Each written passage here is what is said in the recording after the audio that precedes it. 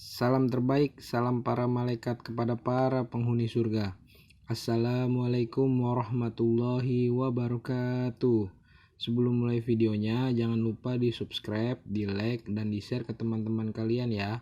Rasulullah Shallallahu Alaihi Wasallam bersabda, barang siapa yang menunjukkan kebaikan, maka dia akan mendapatkan pahala seperti pahala orang yang mengerjakannya. Jadi itu dia ngaji niatnya buat bersedap-sedap dengan urusan. Nanti kalau aneh jadi ulama, enak, mobilnya bagus-bagus tuh. Ya enggak? Hidup aneh enak, hidup aneh nggak bakal nemuin susah. Kalau kita jadi ulama begitu, masya Allah. Yang kedua, maksud mereka itu dengan belajar ilmu bersedap-sedap dengan kesukaan dunia dan menyampaikan ia akan kemegahan dan meninggikan akan martabat pada orang-orang ahli dunia. Pokoknya kalau orang ahli dunia martabatnya ditinggi-tinggi. Wah ini nih ahli dunia nih. Jadi kalau ulama nih kalau ketemu orang yang banyak duit dia nunduk begitu.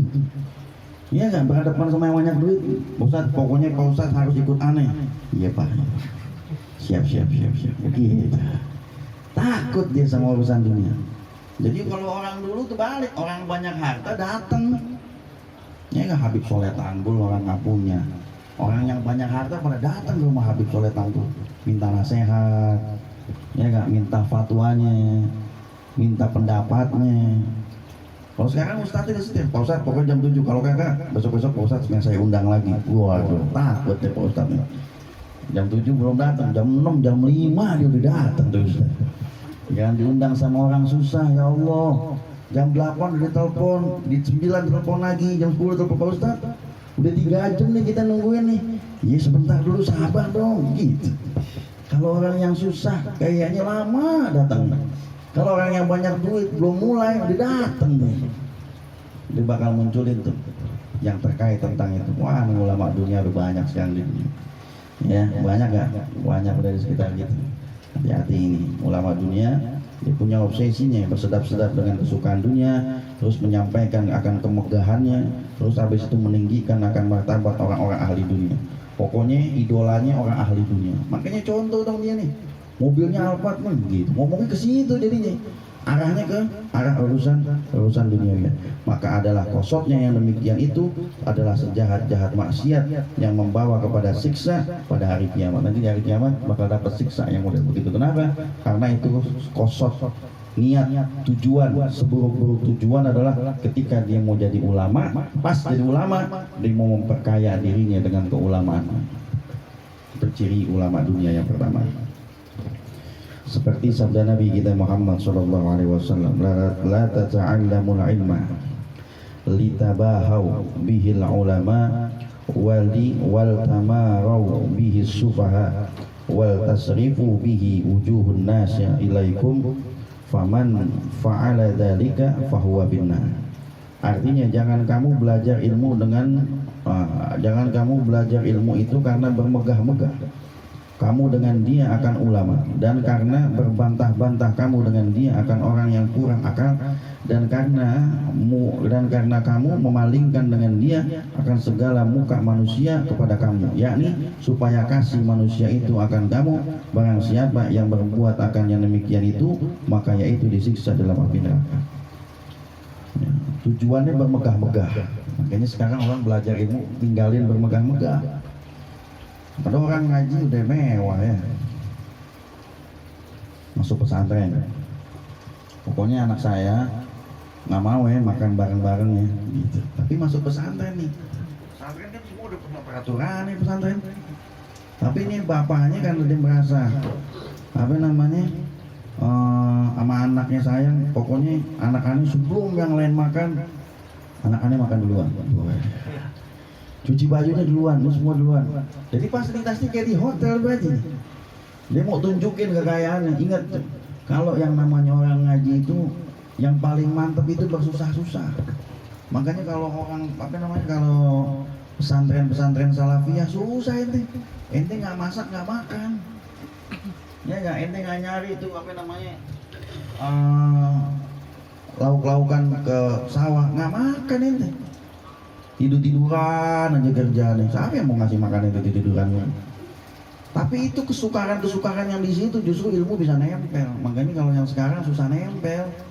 Ya nggak, pesantren sekarang enak, pesantren ada kayak hotel. Mau kita buka pintunya, AC ada, tempat tidur ada, TV ada. Sama dengan hotel dong berarti. Sama aja itu. Kalau fasilitasnya kayak begitu, ada wifi segala macam, masa Allah cuma mindahin doang. Yang biasanya tinggal sama orang tua ente, tinggalnya pindah ke sono, udah gitu aja.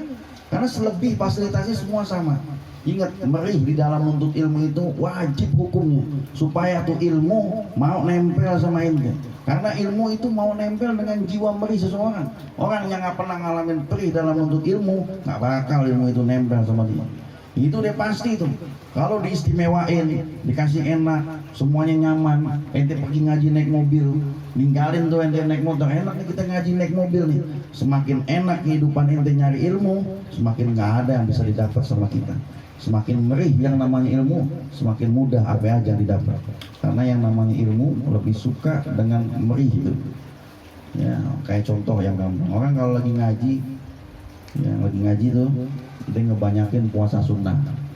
Karena puasa sunnah satu-satunya daya tarik ilmu biar cepat nempel dalam tubuh kita. Nggak ada ibadah yang bisa nempelin ilmu kecuali cuma puasa.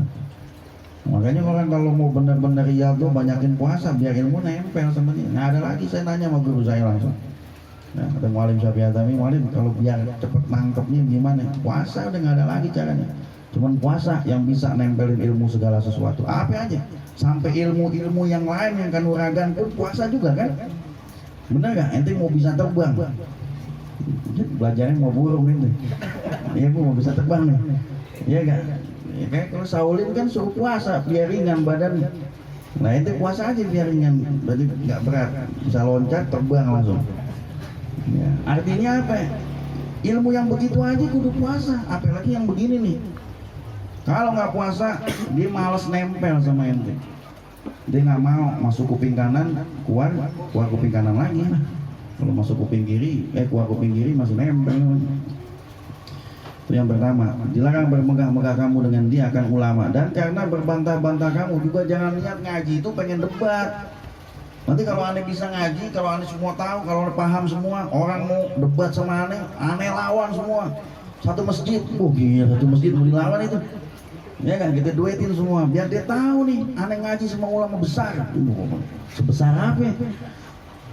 Jadi dia ngaji mau kita debatin semua orang-orang yang harus kalah sama aneh semua. Pas dia udah ngaji, beres ngaji, dia datang tantang-tantang begini. Ya kan? Ini salah ini. Dosa ini hukumnya nih. Waduh, udah mana? Orang masjid udah diceramain mulu sama dia udah bawaan.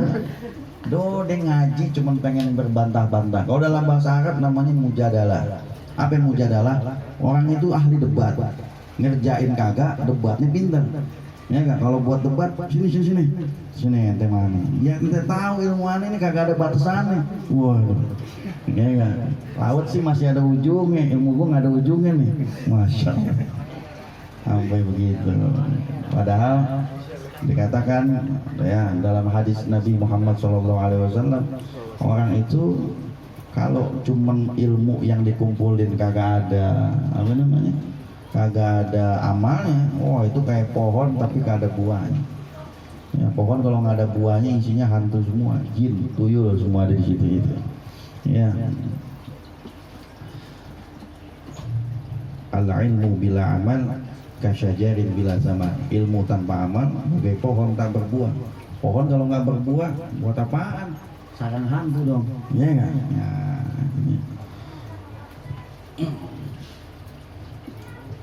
jadi itu yang dikatakan. Jadi jangan kamu niat pengen berbantah-bantah. Berbantah sama siapa? Berbantah sama orang yang kurang akal gitu. Orang yang kurang akal, orang yang baru. Makanya ente ngaji dong. Bener sih supportnya. Cuman ujungnya biar kayak aneh menang debat di mana-mana. Bail. Ribet banget jadi orang ini kan. Begitu, Masya Allah. Mujadalah intinya. Ya. Baik. Dan karena kamu memalingkan dengan dia akan segala muka manusia kepada kamu, yakni supaya kasih manusia akan kamu.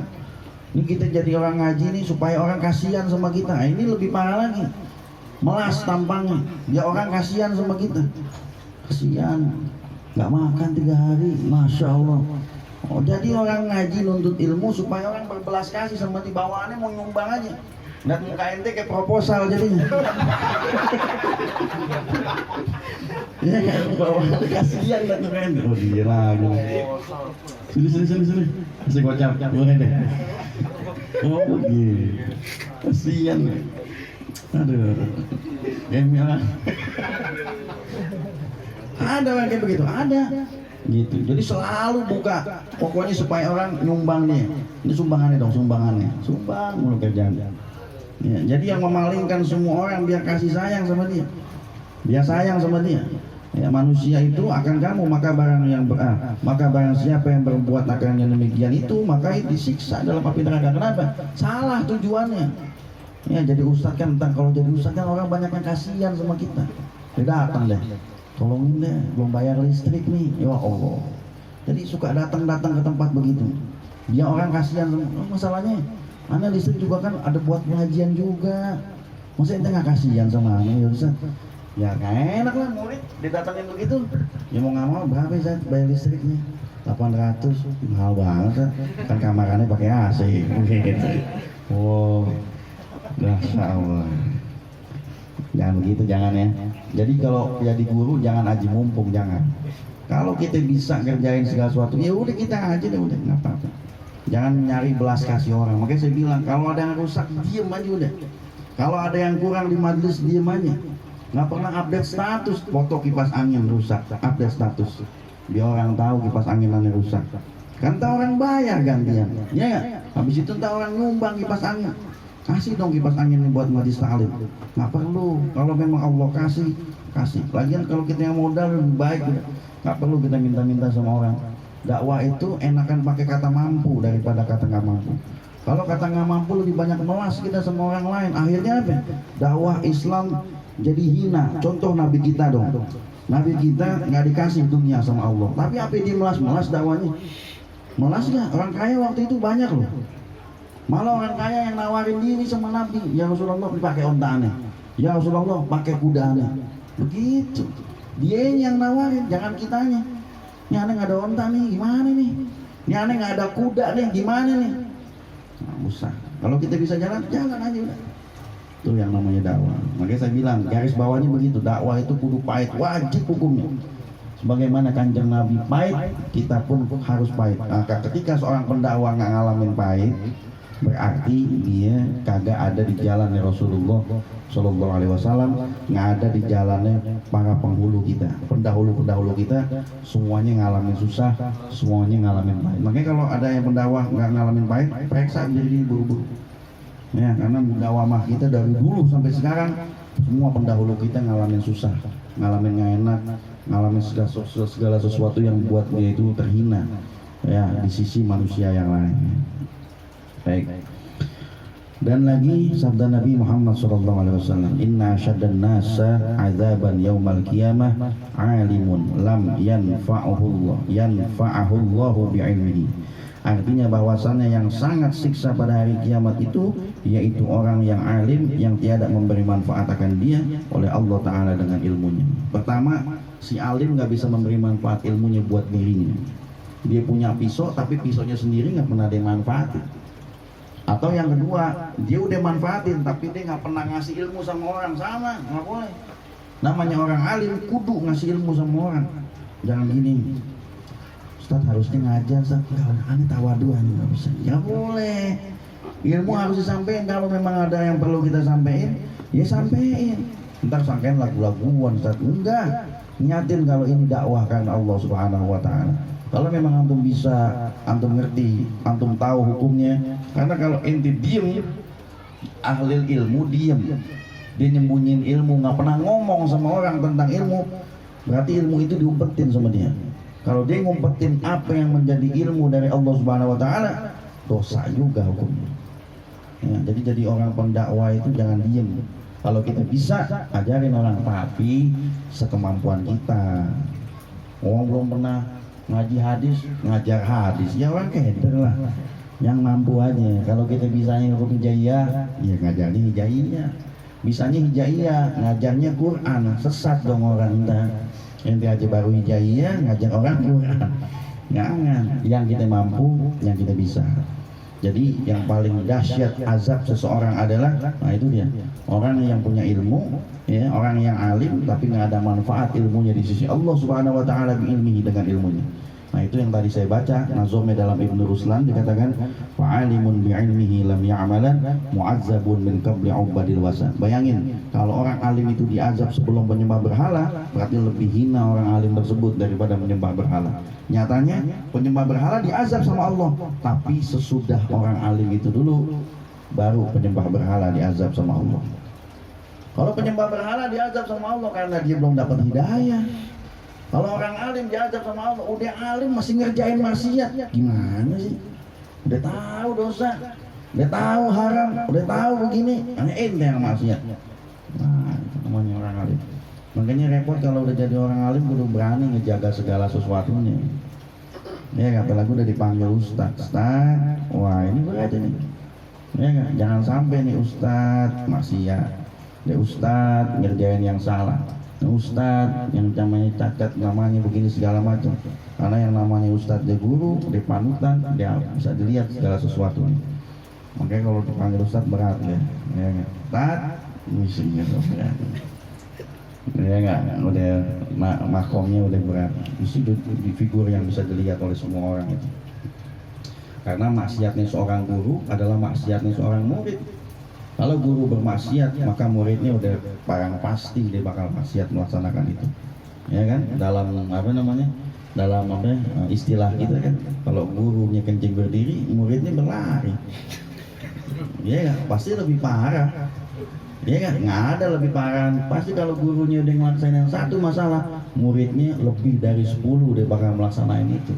Kencing lari berantakan dong semuanya. Bayangin aja, ini ada anak sini nih kencing lari nih. Emang ini ya, ya. Oh, itu peribahasa kita mengatakan begitu. Artinya kalau guru ngelaksanain satu, murid 10 ngelaksanain pasti. Makanya kalau mau jadi murid yang pada benar, gurunya dulu yang benar. Jangan guru berusaha benerin murid, dianya kagak benar. Jangan. Gurunya benerin, baru muridnya. Kenapa? Gurunya dicontoh ngelihat, oh guru gue bener nih, baru dia bakal benar sendiri. Begitu. Baik. Dan lagi sabda Nabi kita Muhammad SAW, man izdada ilman wa lam yazdad hudan lam yazdad minallahi illa bu'ada. Ya, man izdada ilman, siapa orang yang bertambah ilmu, wa lam yazdad hudan, tapi nggak bertambah petunjuknya. Ilmunya nambah, tapi nggak ada hidayah dari Allah, nggak ada nambah takutnya, nggak ada nambah petunjuknya, nggak ada nambah kekuatan keimanannya.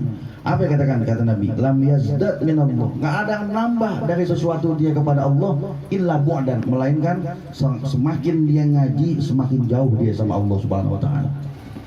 Orang kan makin ngaji makin dekat gurunya, ini makin ngaji makin jauh dia sama Allah. Kenapa makin jauh? Karena ilmunya nggak bisa memberi bekas sama dia. Makin nambah ilmu, makin nggak nambah petunjuk dari Allah. Ya nggak, ngaji udah banyak sampai 50 tempat, maksiatnya masih gila-gilaan itu. Kok bisa kayak begitu? Kalau sampai terjadi kayak begitu, berarti dia bukan nambah dekat sama Allah. Makin ngaji, makin jauh berarti sama Allah Subhanahu Wa Taala.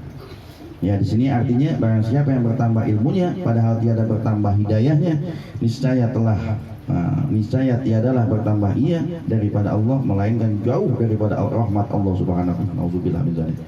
Ya, jangan sampai kita makin ngaji makin jauh dari rahmat Allah. Nauzubillah min dzalik.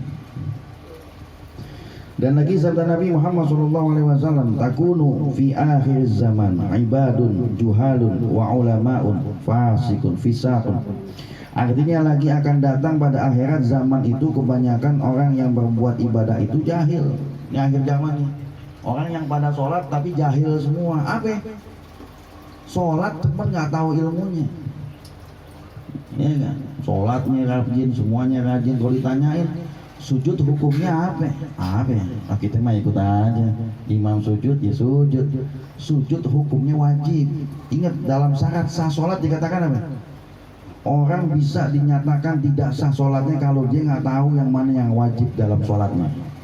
Yang kedua, dia nggak bisa dinyatakan sah sholatnya kalau dia meyakini yang sunnah itu jadi wajib, yang wajib jadi sunnah. Kunut misalkan, kunut kan sunnah hukumnya. Di imam lain sunnah, di Imam Syafi'i sunnah ab'ad namanya. Nah itu sunnah, ente yakinin wajib. Ada imam ninggalin kunut sampai kesel kita, maksa supaya imam bisa diri lagi. Kalau sampai imam diri gara-gara ente, batal nih sholat kita semuanya. Kenapa batal? Karena yang sunnah kita menangin, yang wajib kita kalahin. Makanya sebelum ente sholat kudu tahu dulu yang mana yang sunnah, yang mana yang wajib. Yang sunnah dalam sholat kita cuma dua, tahiyat awal sama kunut doang, nggak ada lagi.